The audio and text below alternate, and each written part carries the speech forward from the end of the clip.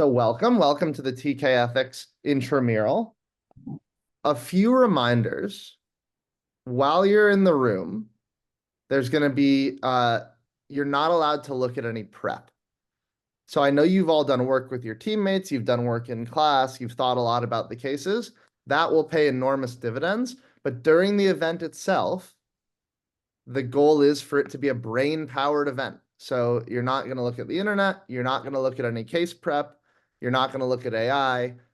You'll find that Archie and I and all of the judges at the event are going to be very, very, very good at knowing who isn't reading off material, as opposed to speaking from the heart and speaking from the mind. And so the judges are going to be sensitive to that. I want you guys to respect that, and that is the policy of the event. Let's have we'll have the main room and we'll have one breakout room.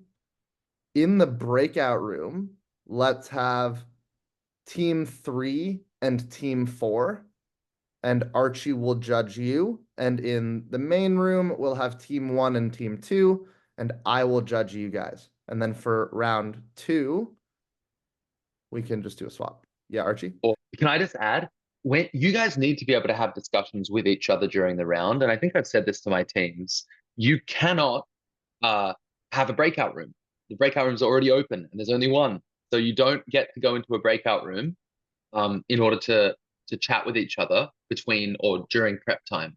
So how can you resolve that? One way is to have a Discord open where you're all in a Discord call. The other way is to have a WeChat call. You need to be very diligent that you mute yourselves, though, while you're not prepping and while you're actually presenting, right? You do need a way to talk to each other during the round behind the scenes. Does that make sense to everyone? Because otherwise, how are you gonna like decide, the structure of or any part of this? The nature of Olympiad. Teams can be anywhere between 3 and 5 students. So if you're registered as a team of 3, that's team of 3. If you're registered as a team of 5, you're a team of 5. All right. So let's get started. The first person who I think was in the room today was Liam. So Liam, I'm going to ask you to call the coin flip. Heads or tails? Heads. It was tails. So would you like to be team A first?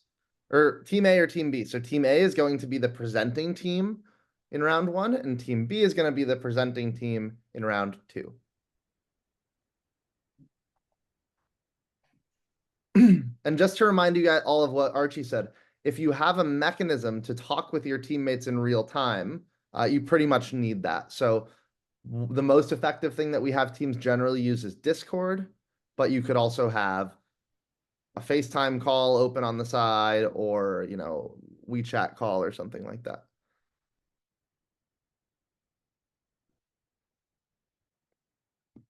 B. Team B. So team 1 is team B, team 2 is team A. All right, so let's get started. So team A, make sure you guys have a method of communication set up, because in a moment you're going to have your first conference. And we're beginning the heat. So case 1 is AI in schools. I'll just read this out. It's the year 2050. Mr. Smith is a very good teacher. He cares about the pastoral and emotional needs of his students, as well as helping them pass their exams. He's good at communicating not only with the students, but also with parents and colleagues. His lesson planning is exemplary, and he never misses a deadline. He manages to respond to the needs of individual classes and students, and even volunteers to run an after-school club every day. His students get good results and are fond of him. But now, Mr. Smith's school, which is state-funded, decides that all teachers should gradually be replaced by AI bots. These AI bots would teach lessons, mark work, attend teacher-parent meetings, tend to the students' pastoral and emotional needs, and be programmed to handle a variety of situations, including behavior problems. AI teachers can make fine adjustments to their methods based on the students in class, never need to take breaks or leave, and of course, they're immune to human error. Furthermore, they automatically accept new policies, and assimilate new pedagogical techniques. Naturally, the bot would cost the school significantly less money than does Mr. Smith. And our question today is, supposing that the AI teacher does everything as well or better than Mr. Smith, from the students' and school's point of view, does that imply we should replace Mr. Smith with the AI bot? So that is the question. And now team A, which is team 2, you guys have 3 minutes of conference time to take and discuss this question. So are you guys ready to communicate outside of Zoom? All right.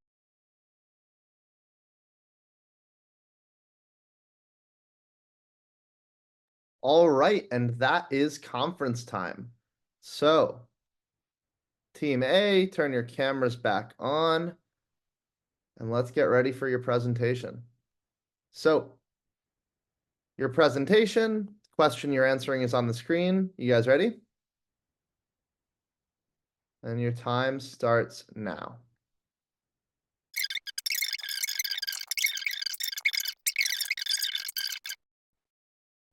If you're done, thank you very much, Team A. So now Team B, you guys have a 1-minute conference before your commentary. So are you guys ready to take that? You have something open? Okay. Okay, time's up. So now we have a commentary from Team B. Team B, ready? All right, I'll start the timer on your first word.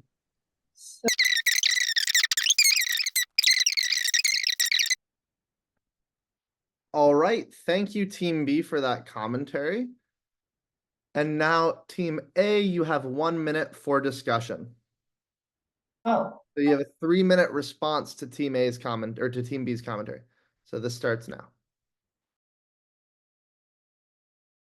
Okay, time. And now you guys have a 3-minute response, Team A. And I'll start it on your first word.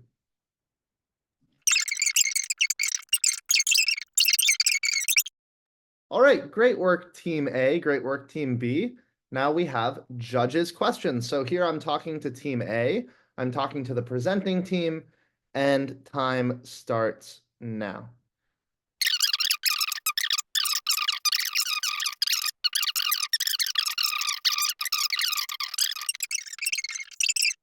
Okay, guys, good work. I think everyone, I'm going to give feedback after each round while it's fresh in our minds. So nice job. I think both teams did things pretty well, but still have a fair bit of room for improvement. So if we just go through the round. So Team A, your presentation, this started off very nicely with the flagging. So you have the thank you, the question, you give the clear answer, you give your principle, which is utilitarianism, the impact on students, Mr. Smith, and the school overall. I think you'd want to justify the principle a little bit in this case.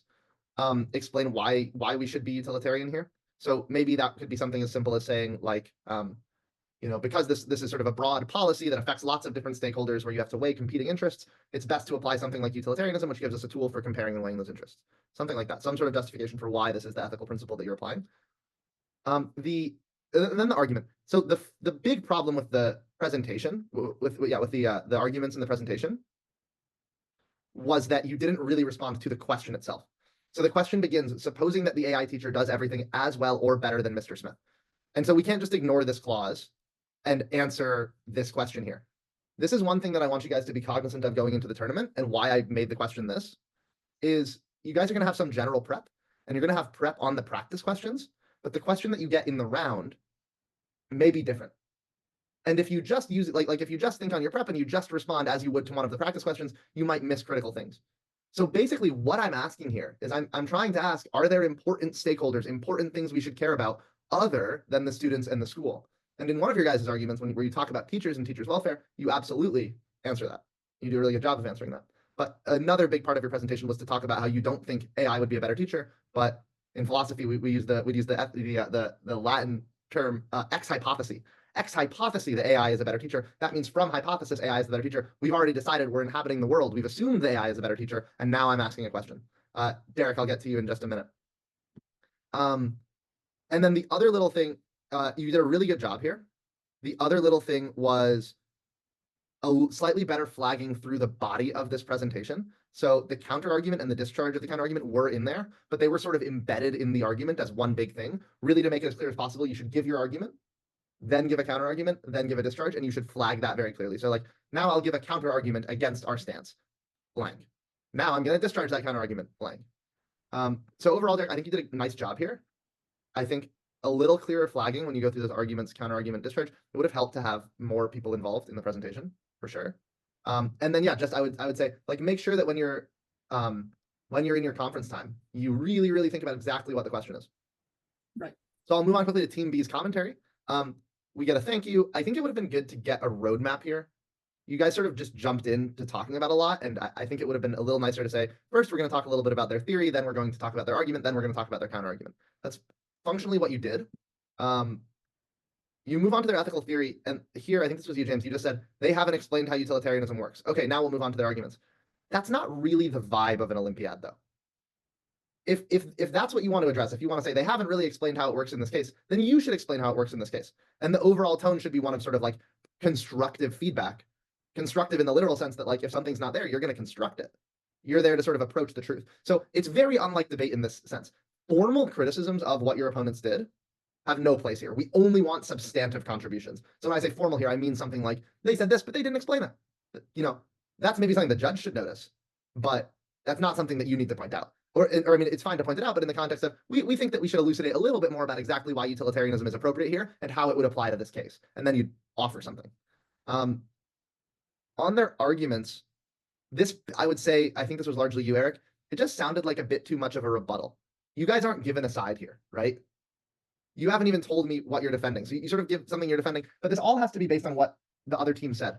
So again, even the flagging here should be their primary arguments were blank and blank, and here's why we disagree with this. Here's how we think this could be improved, right? Really, this has to be just fundamentally engaging with their material. That's the whole idea of the commentary.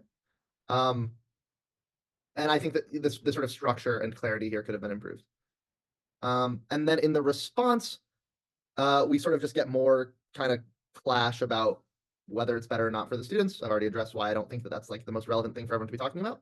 And I would also just say that in that response, a roadmap would be really helpful. Generally for commentary and response, you're going to do 3 things in each of those speaking roles. So for commentary, you're probably going to respond to the theory, the argument, and the counter argument. And for response, you're going to respond to those 3 things that the other team responded to. So that's going to be the overall structure. And I thought you guys did a very nice job with judges' questions. So that was a good round. And now we're going to move on to the next one. So now we switch. Team B is the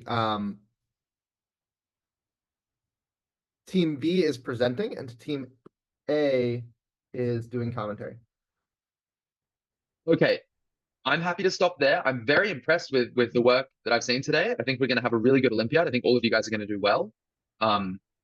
Keep up the good work, keep up the prep, and hopefully, yeah, we'll see you in what is it, like just over a month for the Olympiad. Yeah, great work today, guys. I'll echo what Archie said. I'm really excited for the event, and good luck with all of your prep.